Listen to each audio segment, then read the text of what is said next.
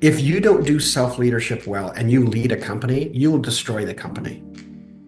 So Mm. you'll be dishonest, you'll have to lie about things, you'll have to fudge things. I mean, you just send stress, and it all comes back to self-leadership. Yep. Because in the end, if you're not leading yourself well, you can't lead anything above it well, period. And it's game over. I am absolutely honored to have as my guest today Gary Chupik. Gary is internationally recognized as one of the top mental performance coaches in the world. His unique methods and processes are unprecedented in the sports and business worlds. He unlocks performance in professional teams, athletes, business professionals, and those wanting to find their next level performance. Gary's client list includes players, coaches, and business executives from the Houston Texans, Washington Huskies, Idaho Vandals, Stanford University, USA Figure Skating, Seattle Mariners, National Motocross Association, CrossFit Olympics, and more. He's worked with high performers in business from Microsoft, the FBI, police and fire people, Amazon, Boeing, NTT Global, and many more. With over 30 years of leadership experiences from local to national leadership, Gary has inspired over 25,000 high performers. He's been on stage over 500 times and coached over 600 athletes, as well as business people who just want to get better. And I am Lucy Gable, integrative leadership coach and trainer, author, speaker, and professor at the George Washington University School of Medicine grad program. And this is Leadership, Life, Health, and Happiness. Gary, thanks again for coming on. I am so happy to have you here. You've come so far. Can you tell us a little bit about where you started and how you got here? Well, thank you for the introduction. I don't know who that guy is, so I'd like to meet him. Yeah, it's interesting how different people's paths take you different places. And so I grew up in Canada and married a girl from Seattle, Washington, and began my life here in construction for the first year or two that I was here. And I've always been this reluctant leader. And I've never really sought after the limelight or wanted to be on stages or even in front of a camera. Just been pretty much in the background, but I've always believed in high integrity and high character. And I think if you're those two things, I think the opportunities can really come to you.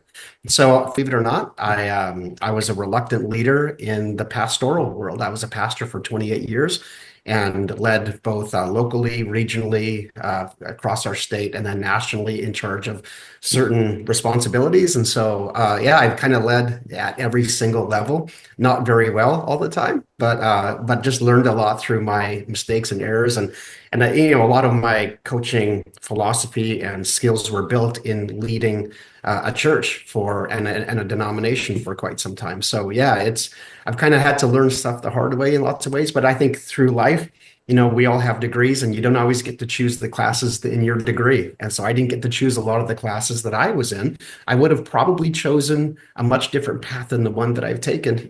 But yet here I am. And I might say, well, man, if I wished I would have, got to this mental performance stuff 20 years ago, where would I be today?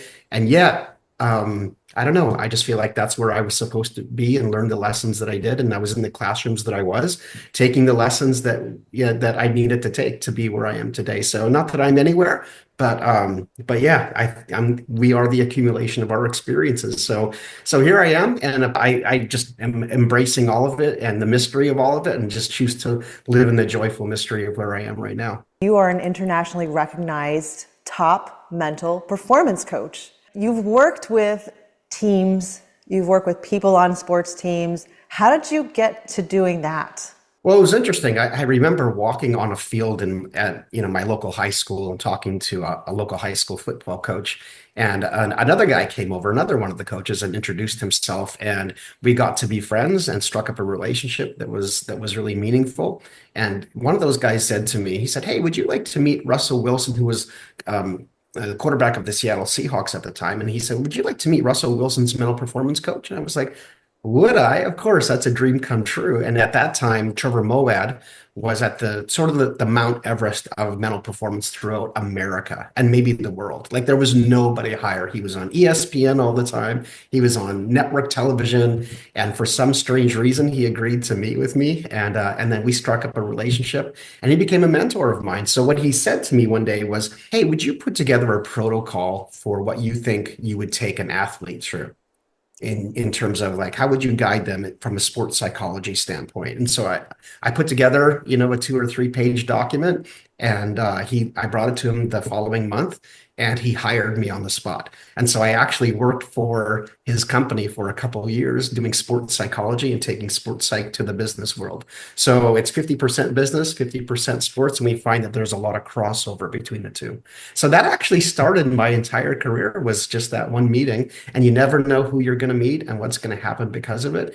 And then I launched out on my own after COVID and did my own thing. And so for the last couple of years, I've been promoting my own business and trying to get as many opportunities as possible, and thankfully getting them. 50% business, 50% sports. I speak a lot about athletics and leadership as well because they do cross over. Mhm. We were just talking a little bit about the difference between sports psychology and what you do, mental performance. Could you just tell the audience why you didn't go into the actual psychology field? Well, it's such an interesting question. I mean, when you're first starting out in this industry, you kind of don't know what to do. So if you go into sports psych, you have to be a psychologist. Technically, if you're going to call yourself a psychologist, you have to go through the training. Well, when you talk about psychology, really what it's looking for, what it's studying is the maladaptive thoughts and behaviors that they find in people. So you want to be able to diagnose those things over a period of time. And so you can add the title of sports psychologist, but you're 90% psychology and 10% performance. And so, but there are those of us, and this was what Trevor Moawad had encouraged me to do. He said, Gary, go the mental performance route. You want to study what's right with people 90% of the time, and then leave the diagnostics about different maladaptive thoughts and behaviors to the psychologist. That's what they do. So I decided to take his advice and go the mental performance coach. And so we work in conjunction. And the perfect case scenario is that we do work in conjunction with psychiatrists and psychologists and social workers. So we're sort of our own little circle, but our job is to bring the best out of our clients as quickly as possible. So if an NFL coach hires me to work with a player to make them better by Sunday, I only have a couple days to be able to do that. Woo, make them better in a couple days. Yeah. Can you share one of your most exciting or interesting turnarounds? You don't have to say names or anything like that, but Yeah, absolutely. So there's NFL defensive tackle, starting defensive tackle in the NFL, and you can imagine he's a big fella, and so I'm just a little toothpick beside him. But but he said, "Hey Gary, can you help me get just a fraction, 2/10 of a second faster?" ooh, And he was thinking that I would, maybe talk to him about kinesiology or some of the physical aspect of mental performance and sports psych. And I said, what if I could make your mind faster? Would that help? And he said, oh man, that would really help. And I said, well, if I made you 2/10 of a second faster, what would that do for you? And he said, well, that would give me, if 2 or 3 more sacks a year, and it would give me, 4 or 5 more pressures per year, and all of that would be amazing. And I said, well, what would that do for you? And he goes, well, that would put me in the Pro Bowl. And I said, what would that do for you? And he said, well, that would get me my next big contract. And I said, and what would that do for you? And he said, I would be able to buy my mom a home. And mm, Simon Sinek said it starts with why, but let me tell you, it always ends with a who. And you have to connect the head and the heart. So this is your clarity and this is your conviction. And when you can connect that electrical arc between your head and your heart, that clarity and that conviction, now you find gold. And so with that player, my job was to make him 2/10 of a second faster. And so ultimately, what we ended up doing was talking a lot about hesitation and what does hesitation cost you? mm. And so in business and in sports, but think of it in sports anyway. What does 2/10 of a second cost? What does a fraction of a second cost somebody in sports? Well, it's the difference between winning and losing. And there's a lot of different sports. It's not just football. Like figure skating to me is the most mentally demanding sport I think that there is because they have, a 60 to 90-second routine where if they're off 2/10 of a second, it's over. And that's the pressure that a lot of these figure skaters have to deal with. And same with gymnastics. Gymnastics is incredibly demanding as well. So to watch my client do really well in the NFL and make get those sacks and go to the Pro Bowl and get those awards, it's pretty rewarding as a mental performance coach to see players that you work with succeed. And I tell people I want the fruit of my life to grow on other people's trees. So when I see them do well, then I feel like I do well. So that's one story. But I hope that every client that I work with gets better and gets the job promotion, which happens. It's very common, when I work with people. They either get their job promotion or they get, that next level of achievement that they're looking for. You were in the sports team situation and it was speed for this person, but in a very mental way. It wasn't, like you said, it wasn't kinesiology, it wasn't exercises, it was the mind. Did you have a similar scenario with business in terms of speed? I do. I do. I just decided to take this opportunity on a whim. And he was my first $100,000 client. In our second session, he says, "Hey, would you mind leaving the office?" And I said, "Sure." Like it was out of the clear blue. Just sure, I'll be happy to. So I walk into this office. He's got a glass wall. I'm sitting in the foyer, and he waves me in about 10 minutes later. And he was on his computer and on his phone. He's making phone calls. And he waves me back in. I sit down, and the first thing he says to me is, "You just made me $1.2 million." He said, "You're a good deal at $100,000." And I said, "Well, what did I say?" And then we kind of rehashed his mindset and it's just sort of tweaking how he was thinking, not what he was thinking. It was how he was thinking. And so, yeah, that's an example from the business world. So you're saying he just switched his mindset, and it was kind of like in the middle of the session, he asked you to leave and probably made a phone call, right? And then made a bunch of money because he changed his mindset. See, that to me is the ideal client. Yeah. Someone who wants to take action. And so I think to me, like there's a phrase I've been thinking a lot about recently, which is called inspired action. Like that guy, it wasn't just about taking action, it was inspired action. And I think there's a lot of value. Yeah, you can take action, but we don't always know, what the outcome might be or if it's going to work, or we might throw some things at the wall and hope something sticks. But he took inspired action at that moment and it worked for him. So there you go. I mean, there's that. I love that phrase, inspired action, and he put it into practice. I love the phrase inspired action. I do it whenever I can. And I wonder, can you just expand a little bit on what's the difference between action and inspired action? Yeah. So there's something that I create in my day called blue sky time. And that allows me to dream about what my future might look like or who I might connect with and who my ideal clients are. And whoever my ideal clients are, can I aim even higher than that? And so I have this blue sky time. And those are the moments where I allow myself to be inspired. Like I inspire myself. And so one of the rules that I have for myself is that I take inspired action after every opportunity I have to have that blue sky time. So I actually schedule it in my day. For example, like I had, a very popular NFL coach, and I thought, I want to get in contact with that guy, and I want to see if that's an opportunity. And I mean, I'm aiming as high as I can go in the sports world, right?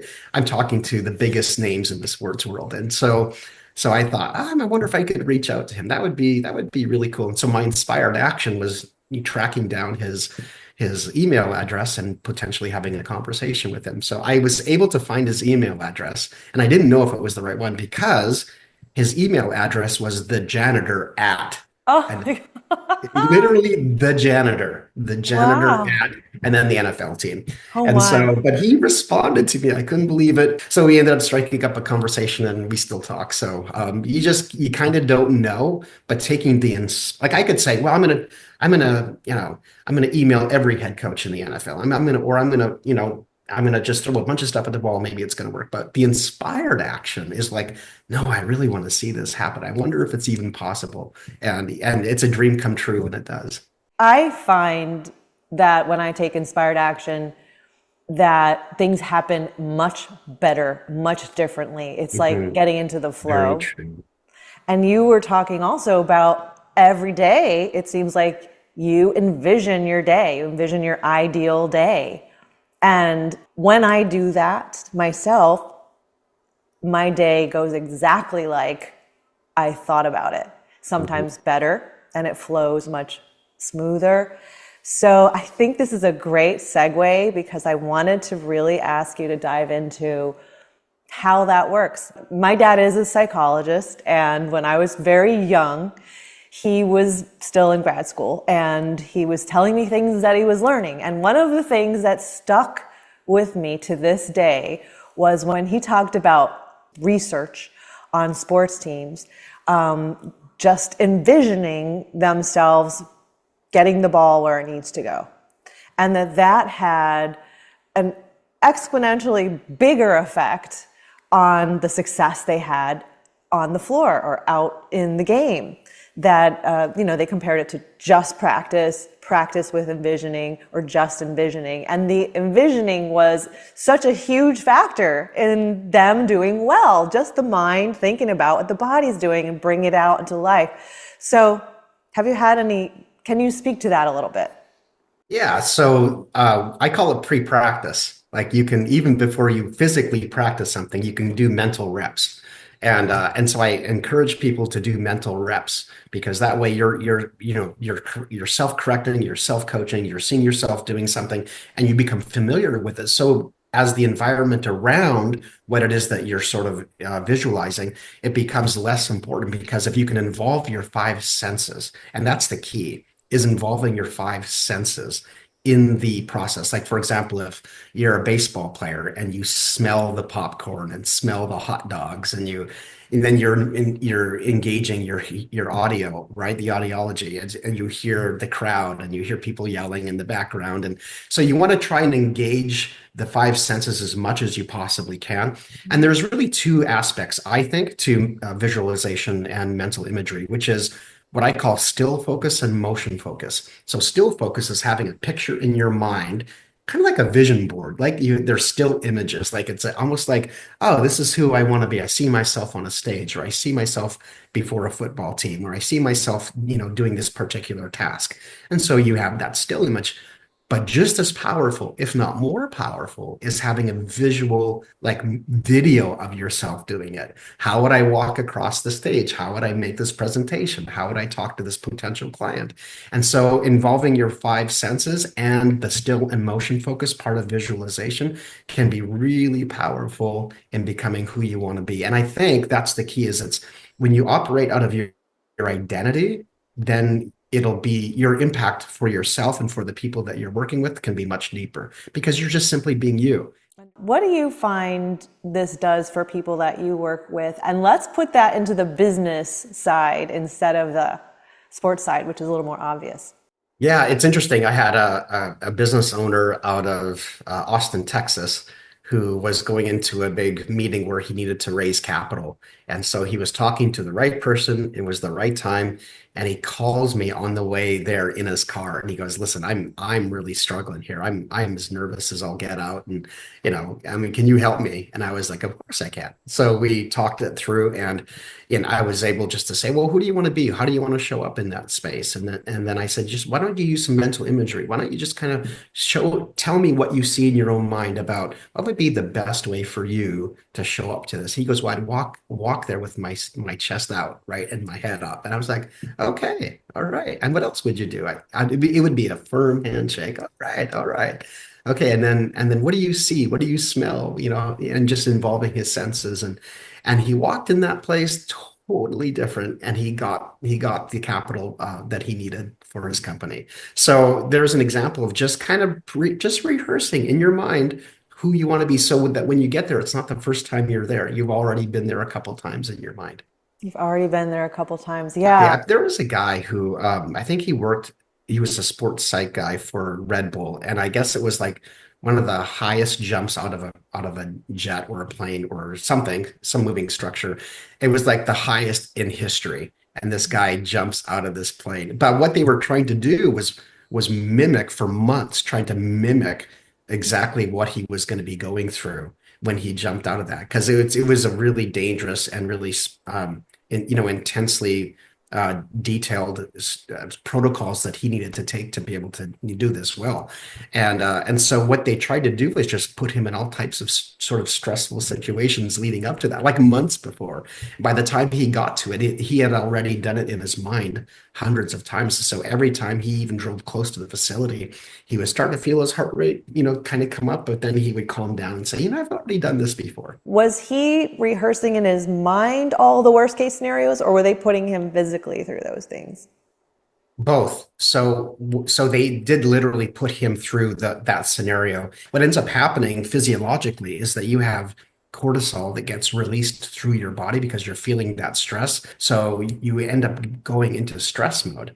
And when you're in stress mode, you can't think. I mean, fight flight is a little bit simplistic, but it works. But yeah, you actually don't have multi-layered thinking about how to handle different situations, which is crucial in high pressure environments. But what they would teach him at home was to imagine himself, driving up, even just driving and not having his heart rate go up. Driving Oh, to, and when he saw, and cool. then they would say, okay, imagine getting out of the parking lot. Okay, imagine, visualize getting in the parking lot and how and it was just like every single step of the way that they were teaching him to visualize what was going to take place so he could get that pre-practice. And he ended up being really successful in doing it, and everything went really well. But yeah, it was both the actually performing, but it was almost like even he was pre-practicing his practice, if that makes Mm-hmm. sense. Which I think is really cool. Yeah. Coming up with the protocol, I think, is really important. So, for example, you can say, okay, don't think about this, don't think about this. And some Mm, people call it distraction psychology or simplification psychology. mm, But I like to distract my clients with healthy thoughts. It's one thing to say, well, don't think those things. But if I can actually distract you with really helpful thoughts. So, for example, I created something called CAPE, CAPE, and it works in business and it works in sports. And it also works in law enforcement. I taught it to the FBI this spring. And so it's how to perform under high pressure situations. And so I came up with a protocol called CAPE, CAPE. C stands for control yourself. You're not doing anything well if you're not under control. So control yourself. A stands for assess the situation. Your brain is an amazing computer. It picks up stuff so quickly, you can't even imagine how amazing it is. So A is assess the situation. P is make a plan. So plan. And then E stands for execute. And the execute has three parts: trust your plan, trust your training, and trust your instincts. And when you mm, put that cape all together, regardless of whether you're a baseball player, the 13 to 17 seconds between pitches, whether you are in law enforcement or you're in the FBI and you're put under pressure, you're still going to cape. Or whether you're in business and you're having a crucial conversation, you can still cape. And by the way, you can even do that in a significant relationship in your life. So I'm gonna control myself. I'm gonna assess the situation. Hey, I'm home now. The most important thing in the world to me are my kids and my wife. And then I'm gonna make a plan. You know what? The first thing I'm gonna do is I'm gonna make a just the absolute V line to my wife and give her a big hug. And then I'm gonna execute, which is trust my plan. My training in being a dad means I need to be interested in my family, and trust my instincts was to make sure that I'm reading my kids and where they're at, and my wife. mm. So, I like that. I think the most unusual of those four is the plan. mm, Because many of us, we might have experience and we do execute, but without that plan in the middle, we'll execute whatever. it's true. It's true. The first thing I that mean, comes to mind, right? it's true, right? Like I have this saying that my worst fear in life is to succeed at the things that don't matter. And I want to make sure that I'm doing the right thing at the right time. I have this saying that says, there's what you want and what you really want. What I want is to watch football, smoke meat. I love barbecuing and smoking meat on a Saturday afternoon, and or eating pizza and drinking Coke or whatever. I mean, that's what I want, but it's very different than what I really want. And what I Mm, really want is I really want to have a generational impact in people's lives. And so the problem is that most of us spend 90% of our time chasing the weekend and what we want to do on it rather than the things that we really want. But what if we shifted that around? how would that change our life? How would that change our outlook on things? So now I'm just like, I'm going to spend the vast majority of my time working on the things that really matter. So I hear you saying there's something that we want to do right now, but it may not apply to what we really want later. Mhm. And so just going through the motions every day to get to the weekend might not be applying to our bigger goals in life. How can we actually make every day be part of getting to the bigger goals, getting to the bigger, Exactly. the higher self, Mhm. more important things? Exactly. So I'm going to pivot a little bit. I've just been hearing so many people say it feels like it's been a year since the 1st of January. I don't Yeah. know about you, but that's what I've been hearing in my environment. Mhm. I have too. So a lot of my recent episodes have been about stress and handling stress. And I would like to speak to you, though, about what does happiness have to do with handling stress? And do you feel like being happy is at all an important goal for people on a daily basis in terms of being successful? Actually, I have a practice myself lately that's taking a walk every morning because Mhm. I live in a very beautiful area that I really worked to get to. Yeah. But Yeah. I would come here anyway when I didn't live here.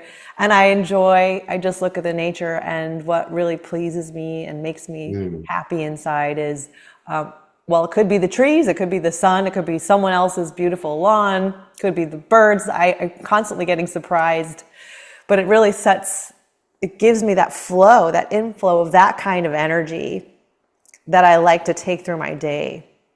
This is a really interesting conversation around self-efficacy.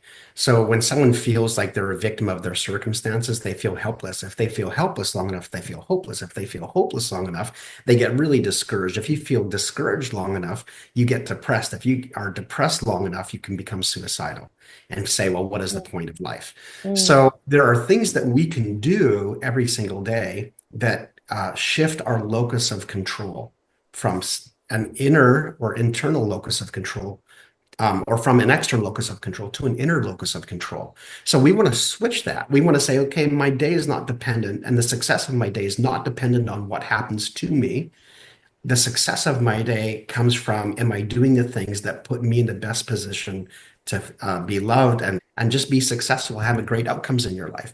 So if you get to control those things, it's like, how can I stack the deck every day with aces that they work out in my favor? And so I created something called Win the Day, which is switching from an external locus of control to an internal locus of control. And so what you've done by going for a walk every day is you said to yourself, what is something I can do that orients me and helps me to relax and be calm and even be happy or joyful, that I can control, that puts me in the best position to succeed every single day. And so I have 7 things every day that I do that put myself in the best position to succeed and have the kind of day that I want. It has nothing to do with external factors. In fact, I would say that it even puts me in a better position to handle the negative things when I am fully oriented and have a successful day. And I get to measure those things. I'm in full control over them. And my job is to do at least 4 out of the 7. If I don't do 4 out of the 7, I put an L on my calendar. If I do more, let's say I won 6 to 1, I did 6 of the things, I didn't do one of them. I put a W on my calendar, and I want to build momentum in my life. So when you see on your calendar a bunch of W's in a row, you kind of say, "Oh, I think that feels good. I'm on a winning streak," win or "That feels streak. good. I have momentum in my life." So you are taking care of the most important thing. So I call it the SFO principle, self for others. When you are at your very best, everyone around you reaps the benefit. Would you mind sharing what those 7 things are? Yeah, if I can remember them all. So number one is to get 7 hours sleep. Mm. Number two is to learn something new every day because I'm an information seeker. I'm an insatiable learner. Number three is to quote my personal philosophy every day. So it's the same thing every single day because that's who I am. Number four is to eat healthy. Number five is to move, whether that's exercise or going for a walk. Number six is to quote 3 things to myself every day that are really meaningful to me. And the seventh thing is to read where I'm at. So to read where I'm at means whatever I'm going through in my life, I want to give myself language and awareness of how I can navigate through whatever challenge that I'm facing.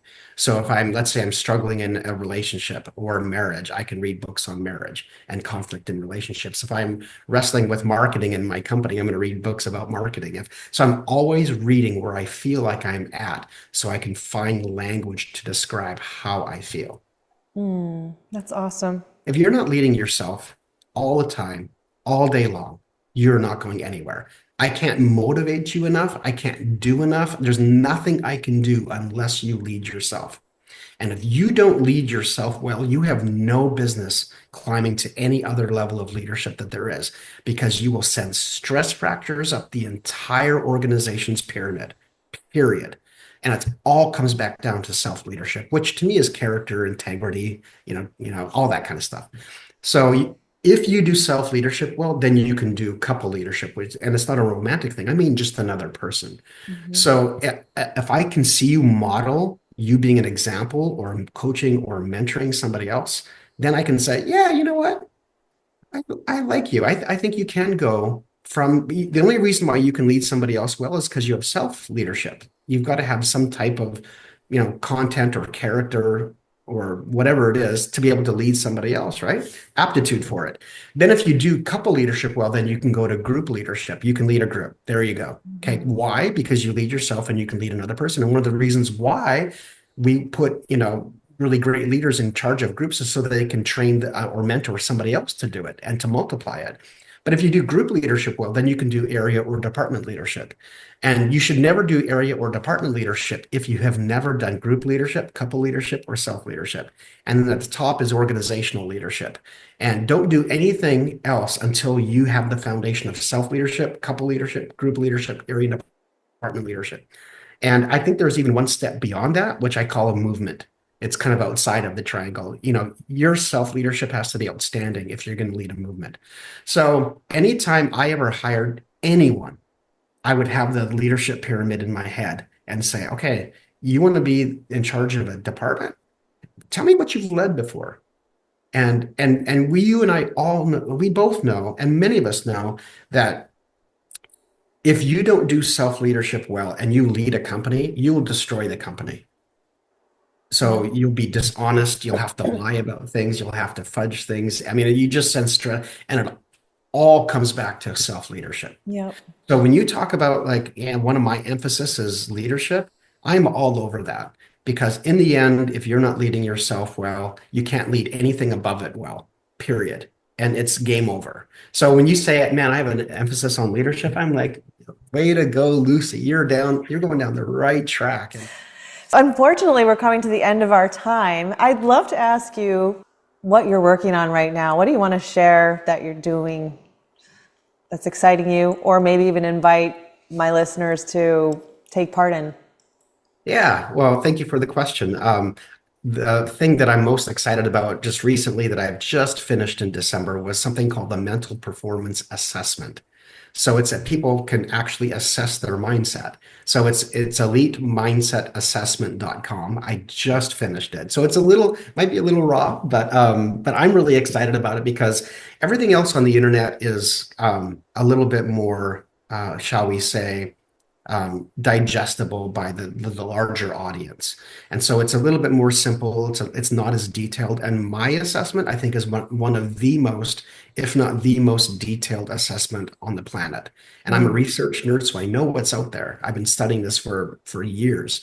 And so I decided what would really help someone or a team or a business team really identify those challenge areas that they have and where they specifically need to improve. So I have 22 different areas of mindset that if I can pinpoint and help somebody with, then they can say, oh, I wonder what kind of ROI is on if I can just figure out my self-talk. I wonder what gains there are possible in my life. And so let's work on your self-talk. So yeah, that's something I'm really excited Cool. about. And I wanted to give a gift to your audience. And you and I haven't talked about this, but I want to give a gift to your audience. If they go to elitemindset.assessment.com and they type in the word in capitals elite and then the number 100, I will give it to them for free. Elite Oh, thank 100. Wow, and that's so they can have the lovely. assessment for free. Thank you. That is amazing. I'm going to put that information in the description as well so people can just go down and Yeah, click. no, I think it's great. They typically these assessments range anywhere from $30 to $150 online, and so I just want to give it to Oh, your thank you so much. I'm sure they're going to love it. And me too. I'm going to take that. Yeah, yeah, awesome. Yeah, elitemindset.assessment.com. And another gift I would like to give is every Monday morning, I send out a Monday morning mindset to thousands of people just getting their head right and their mind right for the upcoming week. So that's Mm. on my website, elitemindsetnation.com. It's right on the front page. You can sign up every Monday morning. West Coast time is 8:05 a.m. Just like, oh, this is going to orient me. And it's so cool to hear the people say, like teachers or instructors will say, I read this every Monday morning to my class, or I share this with my business, or I share this on a podcast every Monday. Like that is just so thrilling to me, and I get so excited about that. So there's no strings attached. We don't spam anyone. It's just a free gift every Monday morning. Yeah, that's awesome. Thanks so much, Gary. And it was just a pleasure to have you here. I hope we can have you back again at some point. And I'd love to hear from listeners. Do you have any questions? What do you think? Let us know what you'd like to talk about next. And definitely visit Gary's site and get that amazing gift. Thanks again for joining us. Thank you for having me.